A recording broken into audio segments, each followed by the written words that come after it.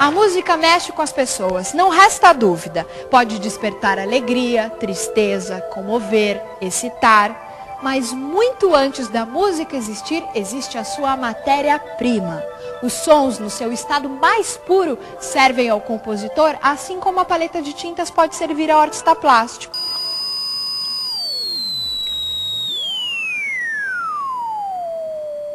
Com a invenção de modernos aparelhos analisadores de frequência, tornou-se possível comprovar matematicamente o que por intuição já se sabia desde os tempos remotos.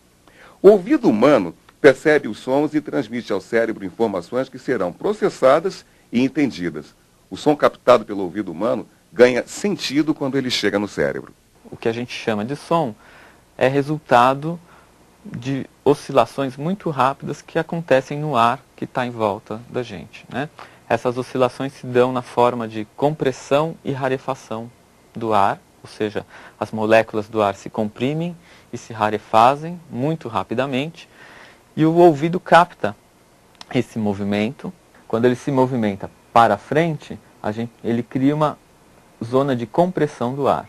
Quando ele se movimenta para trás, ele cria uma zona de rarefação do ar. Então aqui a gente teria uma representação dessas zonas de compressão, rarefação, que a gente pode representar como uma onda que vai se propagando. Quando ela está positiva, ela representa a compressão. Quando ela está negativa, ela representa a rarefação do ar. As notas musicais, na verdade, são variações da frequência de oscilação. Por natureza, os sons podem ser curtos ou longos, graves ou agudos, fortes ou fracos, e podem ser facilmente reconhecidos por sua fonte sonora. Um som traz dentro de si todas essas informações, simultaneamente.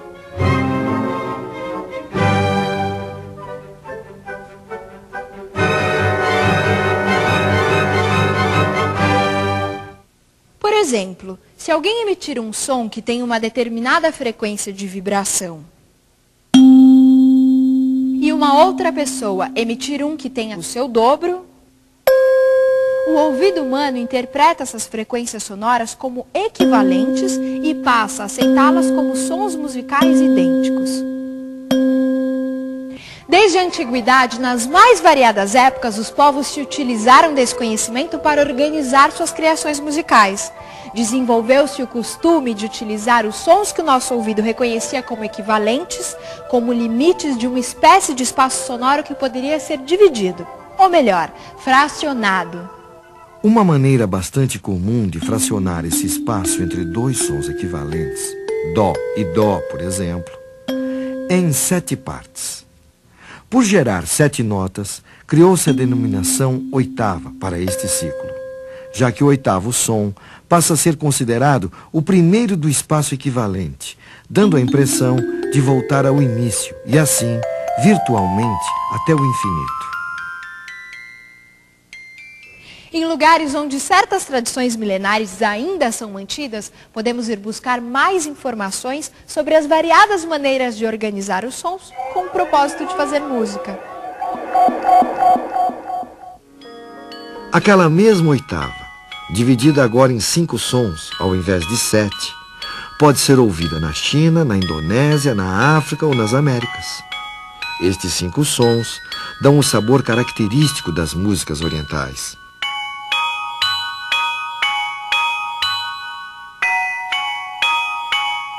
E também do blues americano.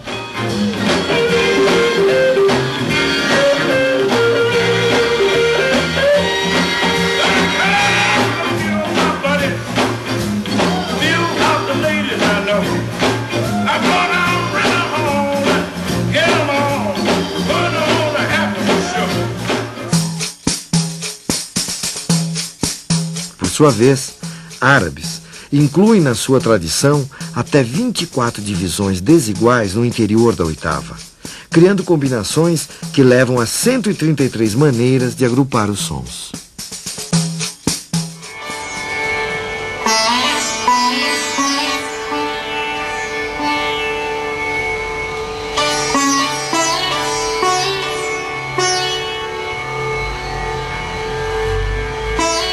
sistema musical do norte da Índia tem 22 notas. São intervalos muito pequenos de som, que são chamados quartos de tom. E no sul da Índia eles têm 28 intervalos.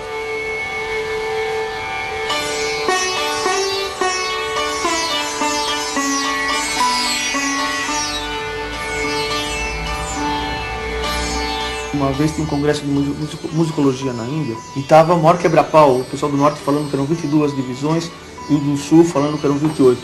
E eles não se entendiam, até que entrou um ancião, que era um grande músico, ele entrou, fez silêncio na sala e perguntaram para ele: mestre, são 22 notas ou são 28 notas? Ele falou: não existe essa questão, música é como água, são infinitas as divisões.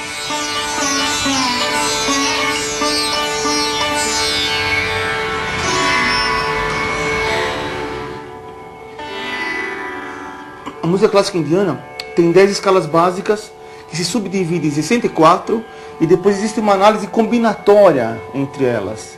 Então é difícil você não cair numa sequência sonora de sons que não esteja mapeado na música clássica indiana. É muito estranho, é um sistema assim muito amplo e é totalmente matemático nesse sentido. Que na verdade você fica manipulando, você fica improvisando em cima de equações numéricas. Você faz uma análise combinatória, é um jogo. Imagina, com essas 7 notas, você está com as 7 notas, você fica brincando com elas.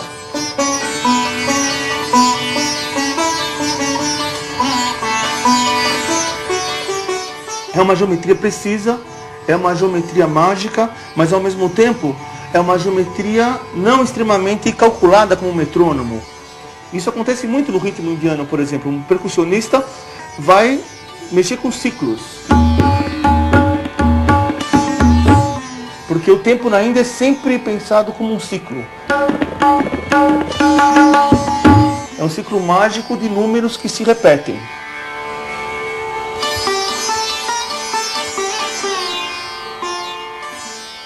O ritmo, eu acho que é uma coisa inata no homem, né? Ele já nasce com um metrônomo dentro do peito, como dizia Villa-Lobos, que é o próprio coração, né? E a respiração.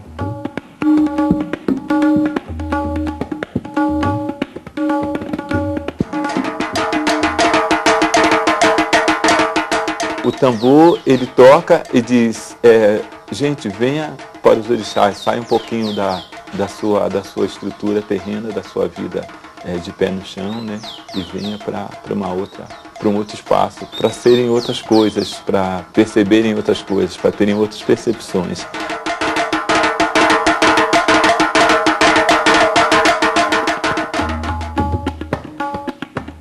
Esse ritmo é a representação matemática cósmica, porque ele está presente na natureza, e está fortemente presente, obviamente presente, às vezes não tão obviamente assim, mas na música, evidentemente, e nos instrumentos de percussão em geral.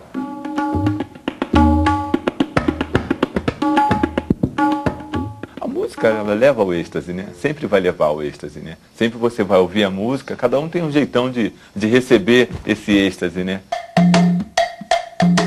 Chama para a linguagem mesmo de dentro para fora, né? É tirar alguma coisa de dentro e pôr para fora, né? Pôr para fora uma energia que você tem dentro de você mesmo, né? E o tambor ajuda esse movimento, né?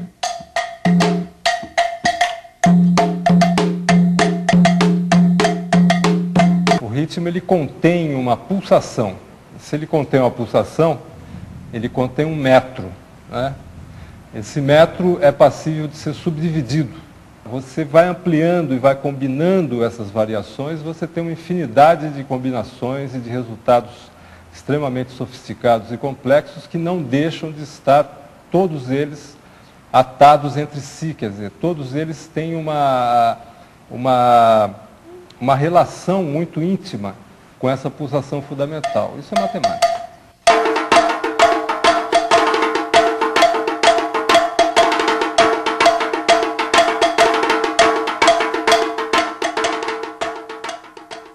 Vamos continuar nossa viagem através dos tempos e descobrir que durante muitos séculos, e mesmo nos dias atuais, a música continua servindo como uma espécie de ponte entre o céu e a terra.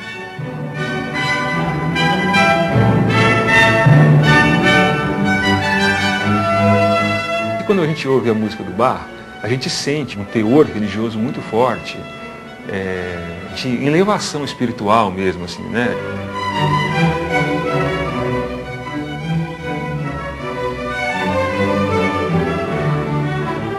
E, ao analisar a música dele, você também vê um amor tão grande à pesquisa musical, matemática, quase científica, entende? Que só se fosse uma busca pela perfeição, né? Atingir Deus por uma perfeição.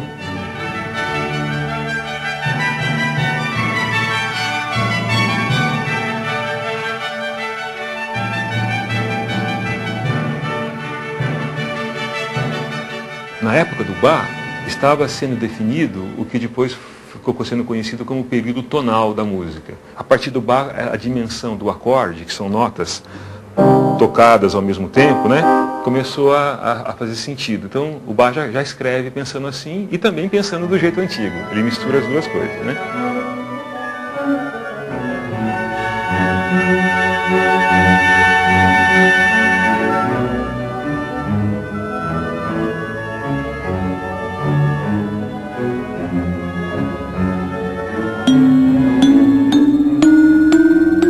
O temperamento consistia em dividir a oitava em 12 porções de tamanho idêntico. Afinando os instrumentos dessa maneira, qualquer melodia poderia ser transposta para outros lugares do teclado. E a reconheceríamos como sendo a mesma música, mas em tons diferentes. Esse intervalo pode ser dividido de várias maneiras, né? Os hindus dividem, sei lá, mais do que 12, os chineses gostam da divisão em 5, né? Então os ocidentais acharam uma maneira exata, né? Bem a nossa cara ocidental, de dividir esse intervalo em 12 frações iguais, né? Isso foi chamado de temperamento, porque é um temperamento em relação à natureza. Imagina que você pega um tubo, assopra esse tubo, né? Sai uma nota bem grave. Aí você assopra de novo, sai outra nota, que vai ser a oitava da primeira. Aí assopra de novo, sai outra, que é a quinta da segunda. E se você conseguisse tirar uma série de sons, que é chamada série harmônica, né? Só soprando esse tubo, não dariam essas notas aqui. Entende? Quer dizer, a natureza, os sons, da maneira como eles estão na natureza, não é a maneira como está no teclado dos instrumentos ocidentais. Essa maneira é chamada de maneira temperada.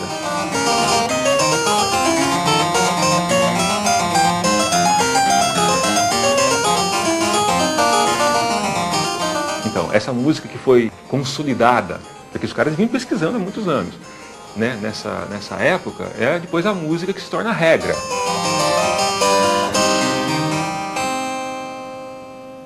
E o Bach, para demonstrar e para estudar isso, ele falou assim, 12 notas, então eu posso fazer 12 músicas em 12 tons diferentes, tanto no modo maior quanto no modo menor. Então ele escreveu Cravo Bem Temperado, em 24 tons, né? Dó maior, Dó menor, Dó sustenido maior, Dó sustenido menor, Ré maior, Ré menor. E depois escreveu de novo um outro volume com mais 24, quer dizer, 48 peças. Quer dizer, ele estava estudando, entendeu? Assim, eu vejo o Bach, não sou só eu que vejo, né? Muita gente vê como um grande pesquisador da linguagem musical, dos aspectos musicais e matemáticos da linguagem, né?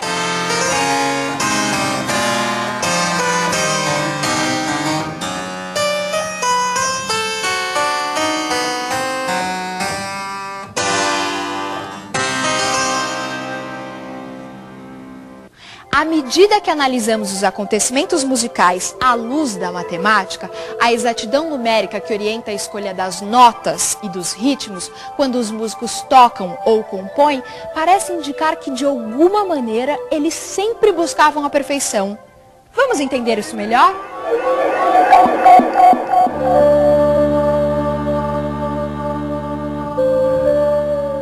O filósofo e matemático Pitágoras realizou a primeira experiência registrada na história da ciência. Pitágoras construiu um instrumento composto por uma única corda estendida, que poderia ser pressionada em lugares calculados, e assim geravam sons que mantinham relações aritméticas. Para entender isso melhor, observe a sequência. 1, 2, 3, 4, 5, 6, 7. E perceba que cada número é obtido acrescentando 1 ao número anterior.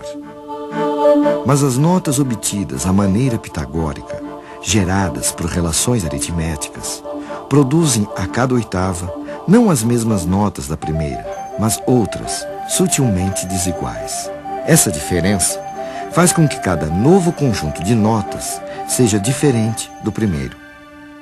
Se pensarmos em um esquema para representar esse fenômeno sonoro, as escalas pitagóricas geram não um círculo, mas sim uma espiral de notas.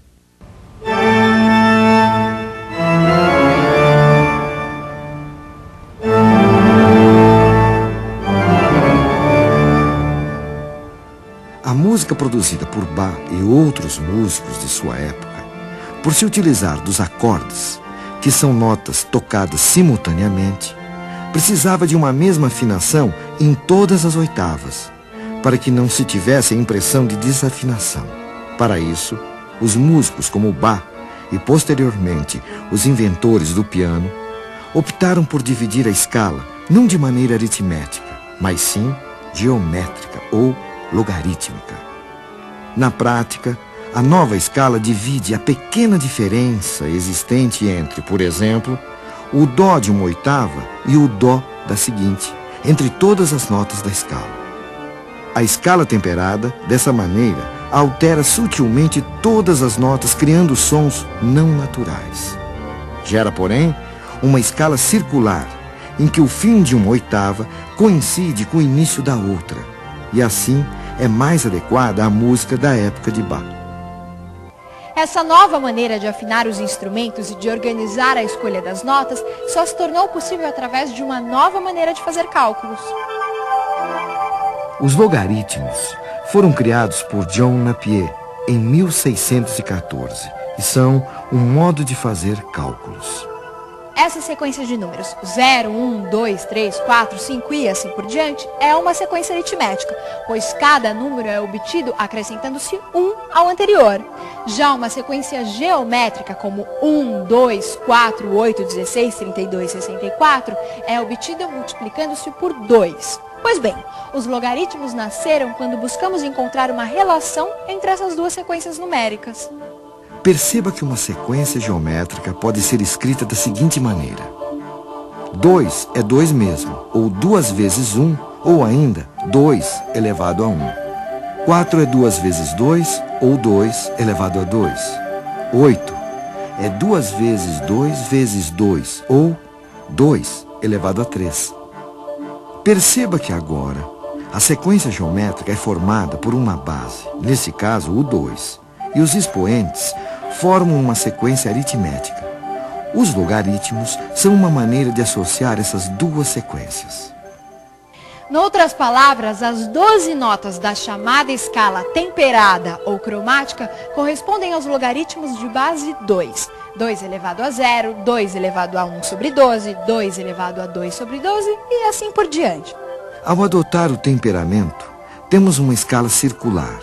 O resultado é que agora a espiral fechava e por mais que o compositor passeasse pelas 88 teclas de um cravo ou posteriormente de um piano, o tom ficava preservado, ao mesmo tempo que ganhava possibilidades de nuances emotivas quase inesgotáveis.